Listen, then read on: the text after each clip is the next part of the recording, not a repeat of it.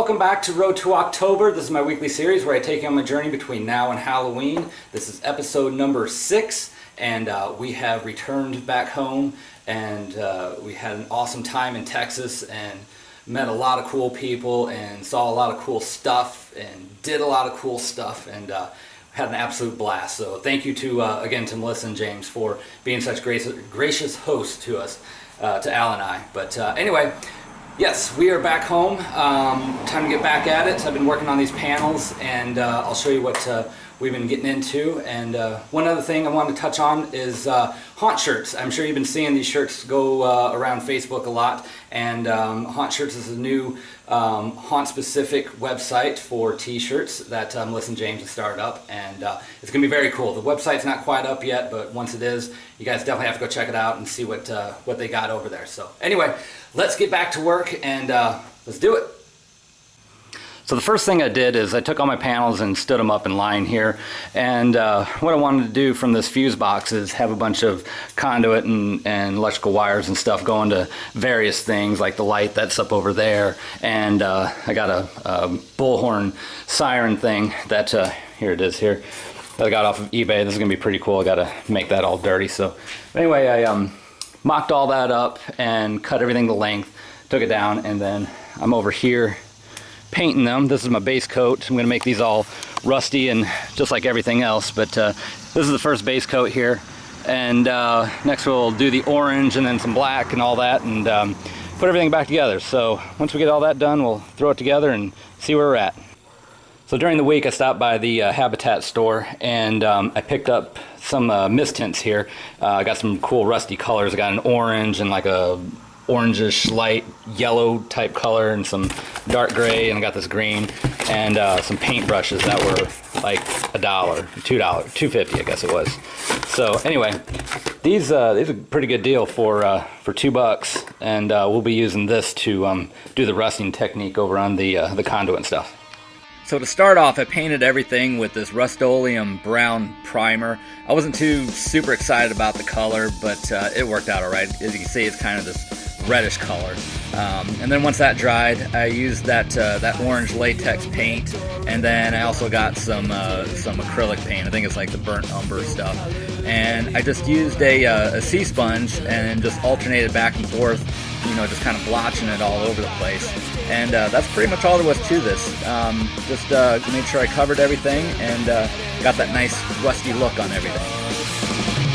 I see a line of cars and they're all painted black, with flowers and my love both never to come. Alright, so we got water, black, brown, and yellow. So let's go to it.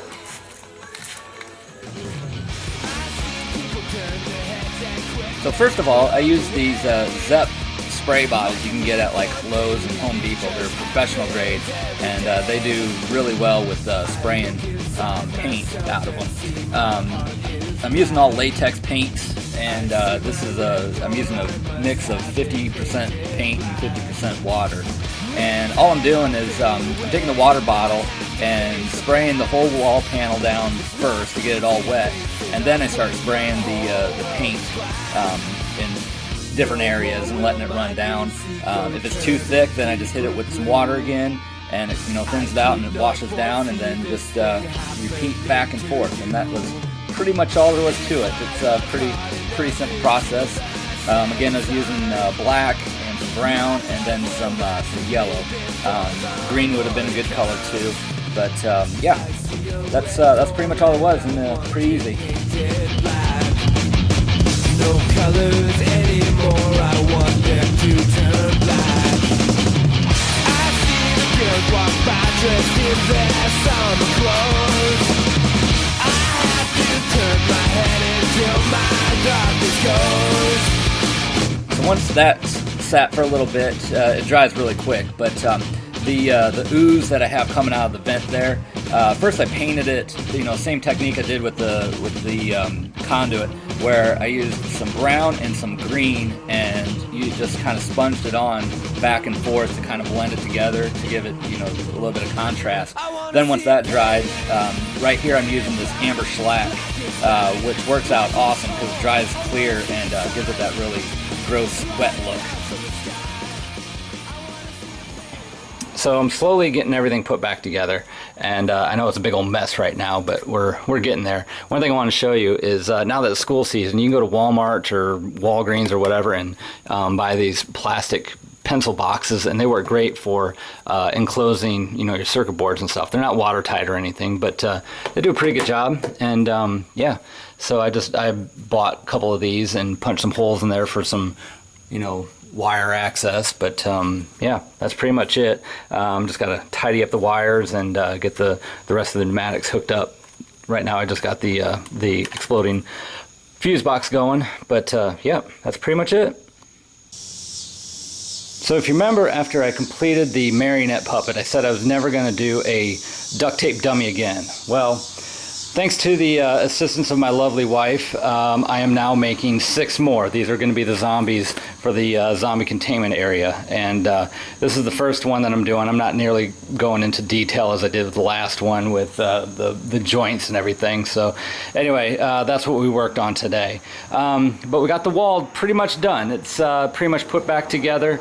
Just a couple of fine tuning. We got the pneumatics and the stuff worked out here.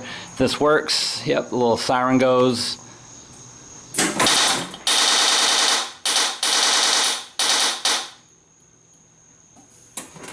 And there you have it. So pretty pleased with that. Glad I got that done. The only thing I got left to do is hook up the pneumatics for the shaking fence, and we'll be good to go. So I'm going to shut this off because I'm calling it a night.